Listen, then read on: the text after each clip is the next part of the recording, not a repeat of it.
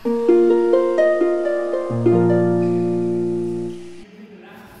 kita selamat datang kembali di channel Hobi Kidal. Di video kali ini aku main sama om-om atau bapak-bapak. Walaupun aku sendiri udah nggak muda lagi ya, tapi ya selisih lumayan jauh sih sama lawan kita kali ini.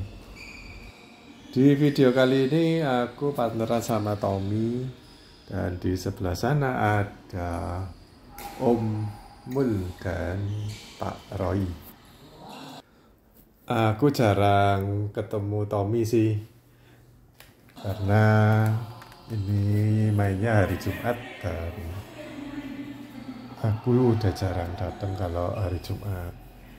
Jadi ini masih kaku ya, partnerannya itu masih kaku. Tapi kalau aku lihat Tommy dan aku kerjasamanya cukup baik sih.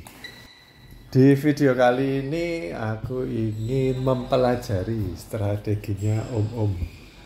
Mengapa kok kita itu kesulitan padahal lawan kita itu usianya jauh lebih tua dari kita. Ini aku nggak tahu strategi pastinya dari om-om ya. Ini yang aku amati dari video ini. Om ini mengolah bola dulu, jadi nggak main langsung. Kalau nggak pasti bisa matiin lawan dengan nyemes, dia nggak akan nyemes.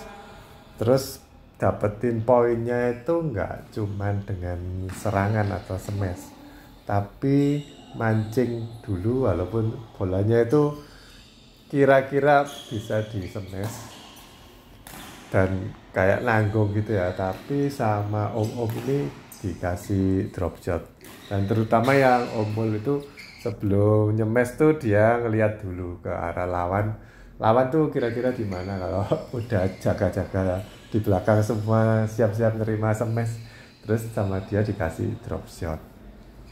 Terus habis itu kan karena lawannya masih muda mungkin ya, terus bisa reaksinya lumayan cepat, bisa ngambil yang di depan. Terus sama omnya ini udah ditunggu, langsung dikasih ke belakang. Dan lobnya itu lob yang serang, yang bikin kita kesulitan untuk nyerang lagi. Lalu kalau kita amati lagi lebih detail, bahwa bola-bola mereka itu tipis-tipis. Bahkan sering kali nyentuh bibir net, tapi untungnya nggak masuk. Dan seringkali nyentuh bibir net sama di pojokan-pojokan garis.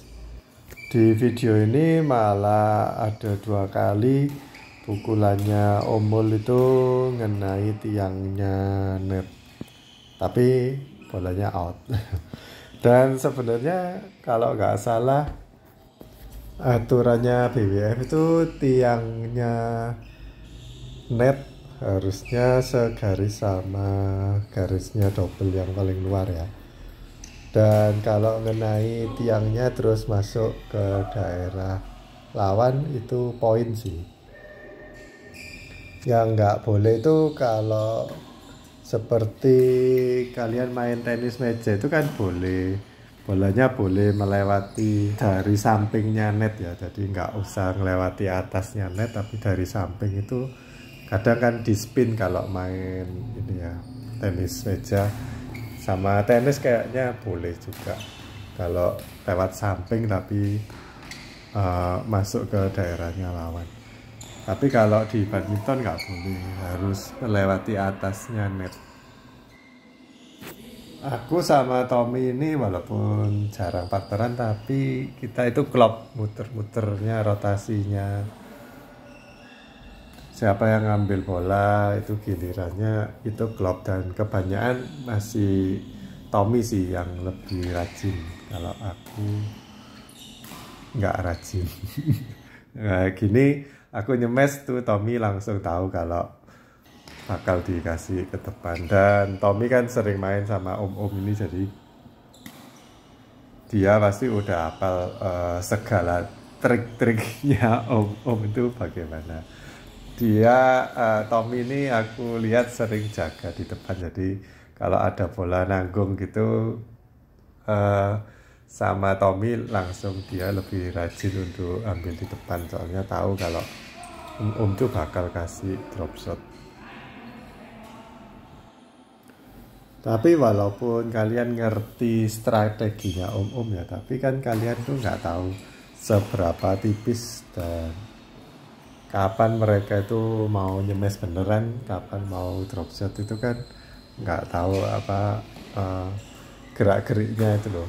Kadang-kadang aku pikir masih baca body language-nya Omul ini agak sulit, soalnya kayak mau nyemes, kayak mau ngelop, ternyata di drop shot. Kadang-kadang kayak aku tungguin udah kayak mau di drop shot, ternyata di lob. Kalau Pak Roy aku masih bisa nebak. Cuman kadang-kadang ya kayak gini, kayaknya bolanya mau out, ternyata tipis banget, terus akhirnya masuk. Tapi untungnya kali ini out dari Pak Roy. Sama aja, Pak Roy bisa, Omul juga bisa, seperti itu. Nah, tahu mereka itu latihan di mana, apa suka minum jeruk nipis ya, kok bisa kasih bola tipis-tipis. Ini aku kasih servis cepat lagi, terus aku tungguin di depan, soalnya yang tadi Tommy nggak cepet pindahnya, jadi aku cegat di depan. Ternyata reaksinya Omul nggak secepat yang kita kira sebelumnya. Kalau Pak Roy ini seringnya kasih bola silang-silang, net silang. Nah, kalian lihat kan, itu bolanya sering banget nyentuh ke net baru masuk. Jadi walaupun sebenarnya kelihatan melambungnya itu kayak nanggung ya, tapi tipis, jatuhnya di net itu tipis. Di video sebelumnya kan aku bilang ada om-om yang sharing mengenai seringnya dia gagal untuk melakukan pengembalian dengan baik. Itu aku bilang karena usianya udah bertambah, jadi gaya permainannya harus dirubah. Sama seperti Pak Roy dan Omul ini, mungkin mereka juga pernah mengalami momen-momen seperti itu ketika pukulan-pukulan mereka udah sering nyangkut atau out. Jadi dia atau mereka harus merubah gaya permainan menjadi passing-passing tipis-tipis, silang-silang. Jadi mulai dilatih seperti itu. Terlepas dari itu ya ada banyak sih om-om yang kayak gini, usia mereka tapi mainnya itu juga masih buruk juga ada. Jadi mereka tetap nggak mau merubah strategi bermain atau gaya permainan mereka, tetap pakai gaya yang lama walaupun fisiknya udah nggak mampu. Jadi aku rasa Pak Roy sama Omul ini exception ya. Jadi kehebatannya itu di luar usia mereka yang umum, karena mereka bisa beradaptasi dengan kondisi tubuh yang sekarang mereka miliki. Di gaya permainannya dirubah dan mereka tetap belajar untuk bagaimana memenangkan pertandingan dengan anak-anak yang lebih muda. Gak mau kalah ini mereka. Kita lihat cegatannya Pak Roy aja udah bisa tipis kayak atlet. Kita yang masih muda nggak bisa apa-apa. Ini aku coba kasih lob-lob, mungkin mereka jadi cepet capek. Kalian lihat di sini, Omul itu melangkahkan kakinya, ngambilnya itu di bawah. Kalau biasanya anak muda kan satu langkah, kalau panjang berarti kan perlu tenaga ekstra, atau kalau enggak 2 langkah, terus bisa ngambil di sekitar ketinggian perut atau dada. Tapi karena Pak Mul udah tua, jadi dia ambilnya di bawah. Terus keunggulannya apa? Kalau ngambilnya di bawah, dia bisa cepat kembali ke tengah. Kalau kalian amati ya dalam usia mereka, tapi kayaknya kita tempatin bola kemana-mana kok ya kena aja gitu. Jadi jarang mati langka atau nggak bisa ngambil. Selalu mereka itu ada di posisi tempatnya kita naruh bola. Kok bisa gitu? Nah itu yang harusnya kalian pelajari yang masih pemula ya. Itu kalian harus belajar menebak kira-kira sama lawan tuh ditaruh di mana. Jangan nunggu bergerak setelah bola itu lewat dari net dari lawan ke kita. Jangan bergerak setelah tahu bolanya bakal kemana, itu nanti terlambat. Kalian itu harus tahu kira-kira kalau aku ngasih ke sana sama lawan tuh ditaruh di mana. Kalian harus tahu. Kadang-kadang kita ngikuti aturan harus jaga depan belakang atau kiri kanan, ternyata nggak semua harus seperti itu. Kalau dalam posisi tertentu misalkan lawan itu udah kepepet ya kita pakai posisi attack atau depan belakang itu masih nggak apa-apa. Nah kalian tahu nggak kapan harus posisi seperti itu atau harus ngikuti aturan dasarnya. Yang aku amati di grup yang lain, aturan dasar aja banyak yang nggak ngerti dan nggak mau merubah taktik mereka atau strategi mereka untuk mengikuti aturan yang dasar. Akibatnya sering banyak bola yang mati atau kecolongan. Satu lagi yang aku amati dari permainannya Om ini, karena dia udah tahu harus berada di posisi yang mana, dia itu juga tahu di mana harus menempatkan bola supaya menyulitkan lawan. Terus dia itu ambilnya cepat, jadi seberapa bisa lebih cepat karena ya udah tahu tempatnya di situ, posisinya, jadi bisa ngambilnya lebih cepat. Nah, kalau kalian ngambilnya cepat itu maksudnya sedini mungkin ya. Kalau ngambilnya sedini mungkin itu kalian bisa nempatin bola ke mana aja atau lebih banyak opsi lah pengembaliannya. Makanya om-om ini bisa kadang nunggu dulu untuk mengembalikan, kadang-kadang ya memang menunggu kayak mau nyemes tapi ternyata di drop shot. Jadi itu keunggulannya kalau kita udah berada di posisi yang tepat. Jadi bisa mikir dulu mau ditempatin kemana. Kalau kita sambil lari-lari terus mikir itu kan ya kurang cepat ya pemikirannya.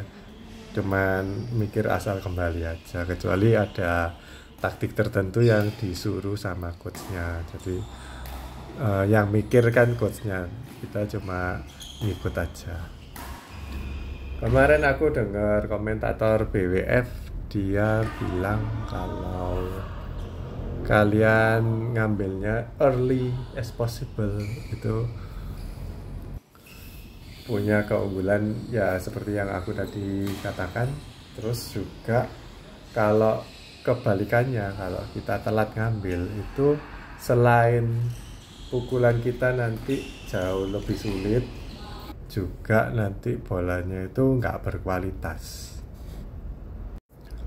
Aku punya temen yang walaupun dia itu udah berada di tempat yang benar, berada di tempat yang tepat, bolanya sama lawan kan ditaruh di titik A, dia itu udah berada di situ lebih dulu, berarti kan dia bisa membaca pengembalian lawan ya. Tapi dia itu mukulnya telat, dia nunggu dulu seperti kayak orang recharge gitu, terus baru mukul dengan keras. Nah kayak gitu itu termasuk yang nggak bagus, karena walaupun pukulannya keras dan berkualitas ya, tapi itu kekurangan satu poin penting nanti kalau ngambilnya itu telat. Jadi lawan itu udah bisa siap-siap atau nunggu, oh ini bakalan sama orang yang itu mau ditempatin di mana, itu lawan jadi tahu.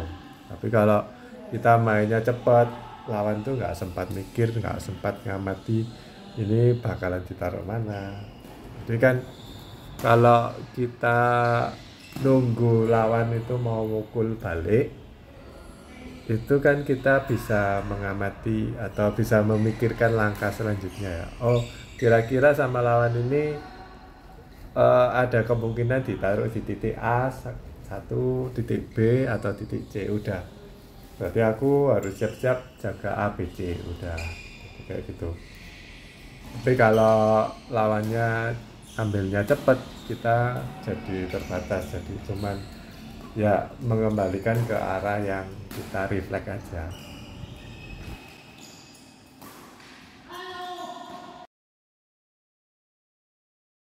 Di game kedua ini aku dan Tommy itu kalah poin banyak ya, apalagi di awal-awal tadi.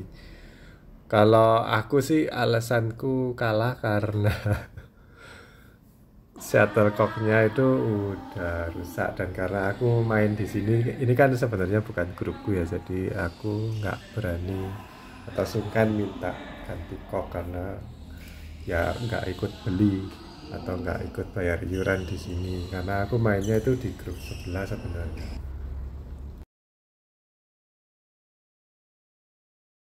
Oke, aku rasa cukup ya kita mengamati atau ngerasa nih om-om.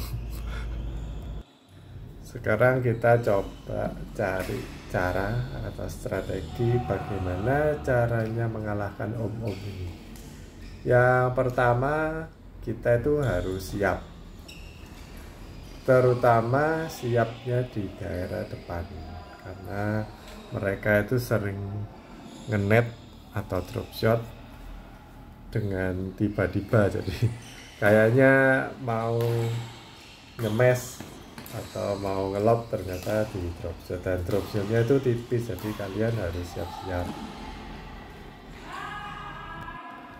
Terus yang kedua, mereka itu pukulannya presisi, jadi jangan menganggap pukulannya itu bakal out atau bakal tanggung atau bakal nyangkut, karena biasanya masih masuk pukulan mereka itu walaupun tipis, walaupun seakan-akan mau nyangkut ternyata masih bisa dikembalikan dengan baik. Malah menurutku sangat baik sih, istimewa pengembalian mereka. Terus yang ketiga, kalian harus cukup bersabar, nggak boleh buru-buru untuk kill, karena mereka itu udah berada di tempat yang strategis sih. Jadi kalau kita cepat kill, contohnya itu kayak gini, ketika aku memaksa nyemes ternyata kan Pak Mul itu udah di situ, jadi tinggal ngasih blok aja ke depan, dan Tommy Tommy nggak ngambil, harusnya sih Tommy yang ngambil karena aku udah buruan balik ke tengah. Pinternya Om Mul itu dia mengembalikan di antara berdirinya Tommy dan berdirinya aku, makanya Tommy itu nggak bisa ambil karena dia pikir aku masih di belakang, ternyata kan aku udah balik ke tengah. Dan aku baru nemui ada orang yang mengembalikan ini itu keblok ke tengah gitu. Biasanya itu mengembalikannya kan ke arah satunya ya, karena smash-nya kan nggak terlalu keras juga dari aku, karena tadi kan aku maksa nyemes. Biasanya sama teman-teman tuh dikembalikan ke arah yang sebelahnya, ternyata kok sama Om Mul dikembalikan di depan. Lalu berikutnya kalian tuh harus siap di posisi yang dasar ya. Ini kan aku ngelop tapi Tommy itu nggak mau pindah, harusnya pindah ke jaga kiri kanan kan, dan aku itu harusnya yang cuman maju aja, dan Tommy harusnya pindah ke arah satunya. Jadi aku bingung mau maju tapi kok ada Tommy. Akhirnya Om Mul tahu, aku taruh ke sana. Ini aku coba ke net silang, ternyata gak kasih. Aku cukup kaget karena ditempatin ke arah situ sama Om. Seperti yang aku bilang, kalian harus bersabar. Seperti Om Mul ini kan tadinya posisi enak, itu tinggal semes, tapi kan dia sabar dan kasih net. Karena mungkin pengalaman kalau dia itu nyemes kan mungkin udah tua, jadi semesnya itu kurang kenceng. Terus lawan biasanya bisa mengembalikan ke tempat yang lebih sulit lagi, dia harus lari-lari. Jadi dia untuk menghindari hal itu, dia kasih pengembalian netting. Mungkin loh ya, kira-kira seperti itu. Jadi kalian harus perkirakan juga kenapa kok om-om itu mengembalikannya seperti itu. Ya kalian harus mengamati kondisi mereka itu, kalau banyak lari-lari atau banyak mukul kenceng, banyak semes-semes, pasti cepet capek. Makanya harus dihindari cara seperti itu. Terus kalau kalian kocak kiri kanan itu mungkin mereka akan ngelop, tapi lama-lama ngelop capek juga. Makanya harus dikasih drop shot. Nah, ini kan drop shot lagi, itu sudah tipis loh, kena bibir net, hampir masuk. Kalau lawan om-om kalian tuh main cepet ya oke, masih bisa sih, dan mereka mungkin bisa kalah kalau kalian mainnya cepet-cepet banget. Kayak gini, Pak Roy kan udah lari-lari jaga kiri kanan gitu, udah gak sempat untuk ngambil kan. Ini mainnya kan tipu-tipu, jadi net langsung ditipu, disilang kayak ginting kan, mainnya model kayak gitu-gitu. Jadi kalian harus siap-siap, kalau di depan tuh harus siap jaga kiri kanan. Ya pada dasarnya kalau lawan kalian tuh agresif, misalkan aku ini sama Tommy agresif ya, jadi om-om itu mainnya bakal kasih bola-bola lambung ke atas supaya mereka ada waktu untuk kembali ke posisi yang menunggu, jadi ke posisi siap yang dia punya strategi. Dan aku rasa kalau menghadapi om-om itu strateginya itu jangan main cepat, tapi main bola-bola yang ngelop-ngelop, yang ditata ke kiri dan kanan mereka. Tapi tetap harus siap-siap untuk di drop shot, karena drop shot itu jurus andalannya om.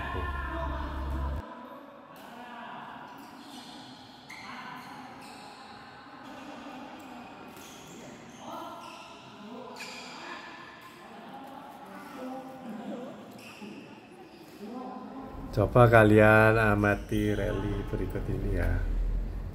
Diawali dari Pak Roy flick dan Tommy bagus, dia langsung ngelop. Ini aku coba ngelop lagi sama Pak Mo, dikasih drop shot lagi.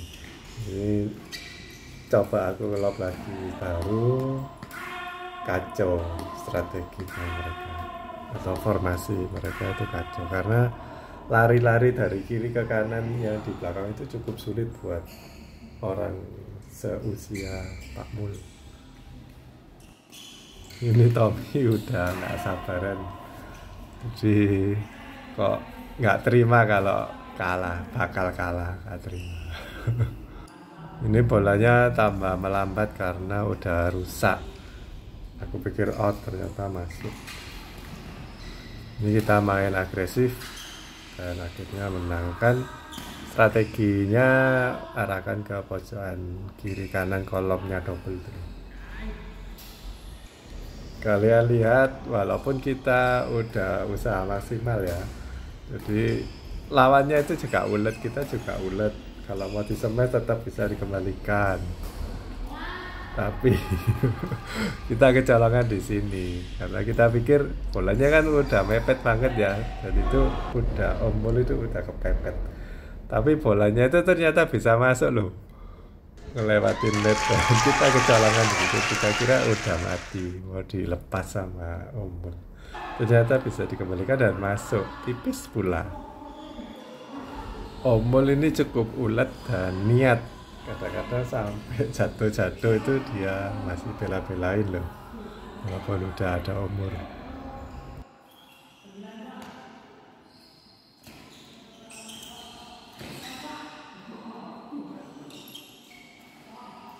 Pengembaliannya Om Mul itu suka ke tengah-tengahnya aku dan Tommy, jadi posisinya agak sulit.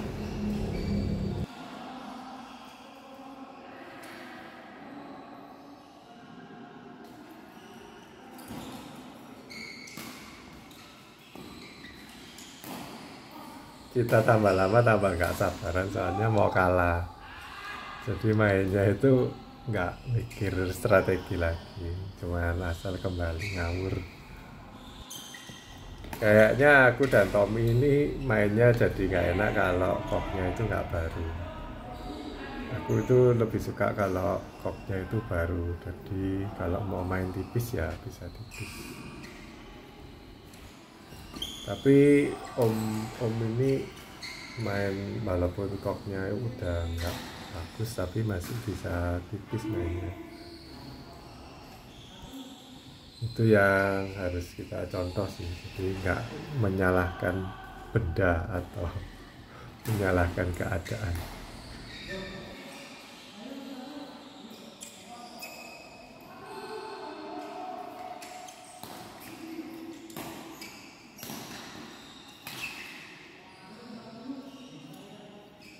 Satu lagi strategi buat ngalahin om, kalian kasih ke posisi yang nggak umum. Seperti di sini Pak Roy itu sering kasih servisan di daerah pojokan ya. Jadi aku kembalikan ke pojokan satunya, bingung dia.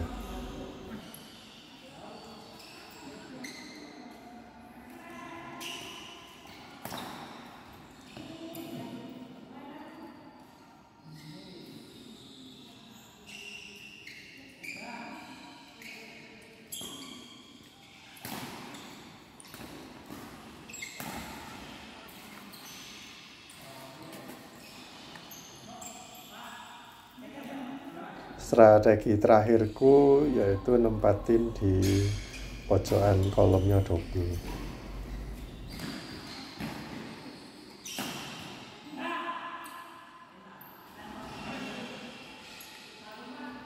Karena koknya melambat jadi pukulannya Tommy itu nggak akurat. Aku juga kalau kayak gitu, jadi koknya melambat, kalau maksa nyemes ya gitu.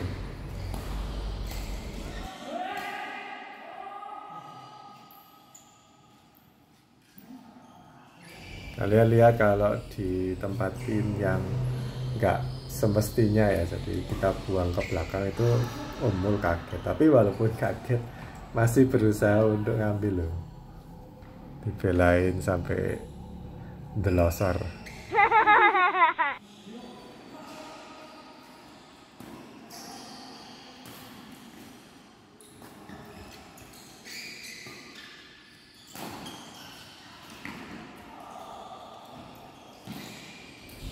Ini out kayaknya sama Tommy dia.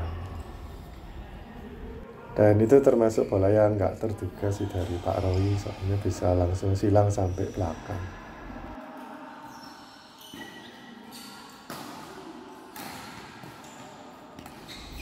Oke guys, gitu aja sih video kali ini. Gamenya udah berakhir, game kedua ini aku kalah. Memang sulit kalau lawan om. Coba kalian kalau punya pengalaman silahkan komentar di bawah ya. Baiklah teman-teman, makasih udah menonton. Nantikan video-video berikutnya ya, yang tentunya banyak tips-tips lainnya. Dadah.